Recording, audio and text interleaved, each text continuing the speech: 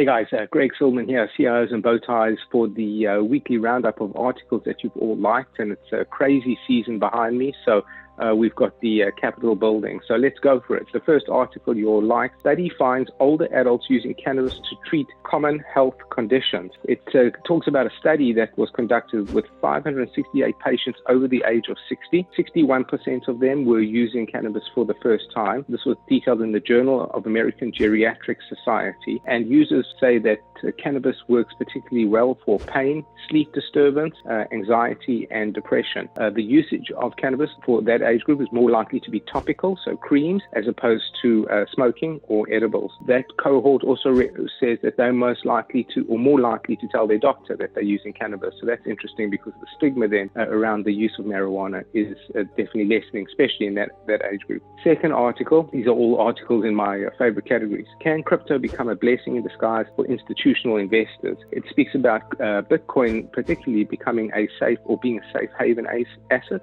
Bitcoin was essentially up 18% from March to mid-August, so during the coronavirus sell-off and recovery, if you will. Paul Tudor Jones now reports 2% of his portfolio is being held in Bitcoin, and crypto hedge funds on average are showing performance of about up 20% year to date. MicroStrategy, a business analytics company, has announced that they bought $250 million worth of Bitcoin to keep primarily as a reserve asset. People are citing the increased regulation around crypto assets, and particularly the highest yet correlation with gold, as reasons to hold crypto assets as a safe haven asset. Next article: China's monopoly on rare earth elements and why we should care. Little known with all the noise going on around the political debate is an executive order that was signed by Trump probably about two and a half, maybe 3 weeks ago now, basically saying, or calling it a national emergency in our mining industry, saying that the industry is in dire condition and needs to be incentivized to create domestic production, particularly around rare earth metals.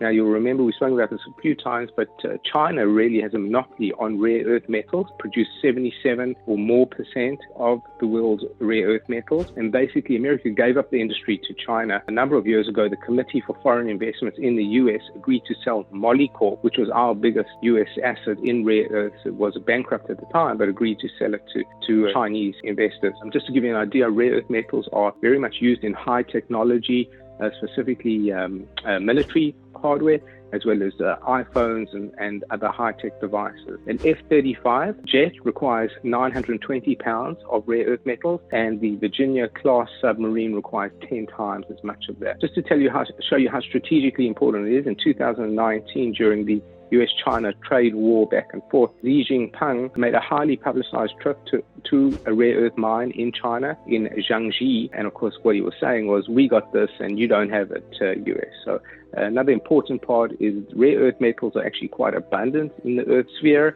but it's the extraction process which is most difficult, separating. I think there's 19 of them. Some are heavy and some are light rare earth metals. Okay, final article. Stress is bad for investing. So what do you do when there's no end in sight?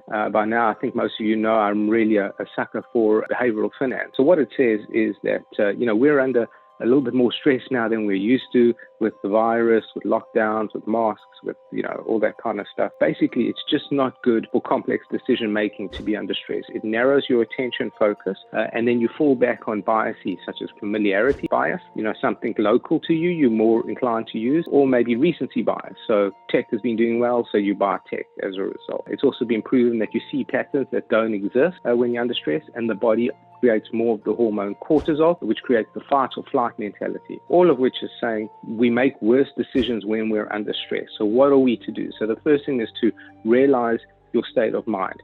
If you are hungry, angry, tired, or lonely, it's probably not a good time to be making an investment decision. Ways to get around it is to become more systematic. So have automatic rebalancing in your portfolio, or employ the use of stop loss orders. So great articles all around. Thanks everybody for voting and for liking. I hope you like them, and you can see the links and follow along. So that's it for now. Greg Silberman out.